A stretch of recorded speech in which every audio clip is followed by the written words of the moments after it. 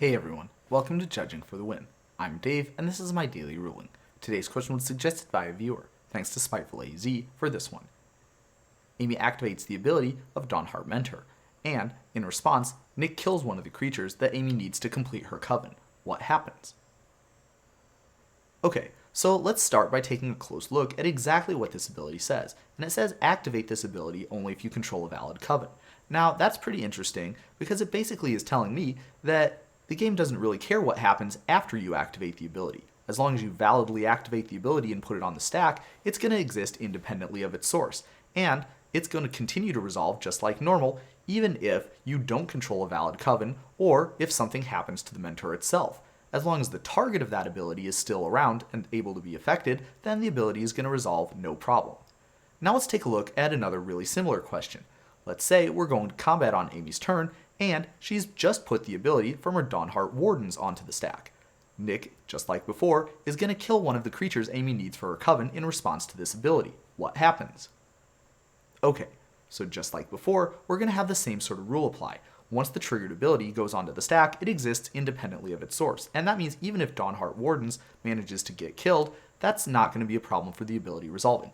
However, if you take a close look at this triggered ability, you can see that it's very specially templated. You have an if condition that's in between the trigger condition and the thing that's going to happen. These types of triggered abilities are called triggered abilities with an intervening if clause, and there's a special rule that applies to them. If you have an intervening if clause, that clause is going to be checked at two specific times: when that triggered ability goes on the stack, and again when it's going to resolve. The triggered ability has to see that the if clause is true at both of those times, or else it won't do anything. In this case, if Nick is able to kill one of the creatures in Amy's coven, and Amy does not have a valid coven at the time this triggered ability tries to resolve, then it's just going to get removed from the stack with no effect, and this one will be getting stopped. Based on my research, all of the triggered abilities with Coven from this set are worded this exact same way, except for one, Leinore, Autumn Sovereign. As you can see, with this one, the +1/+1 counter is not contingent on controlling a valid Coven. You just get that one every turn, even if you don't.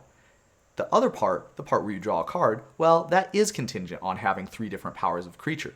But you can see that the game makes this check after you put the +1/+1 counter on something, which means that if you needed that to give you 3 distinct powers, then you would have that +1/+1 counter being taken into account by the time the game is making that check, which means that you would be able to draw a card if you needed that +1/+1 counter to give you a 3rd different power.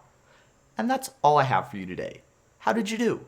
Join me again tomorrow for another daily ruling, but until then, I hope you have a great day.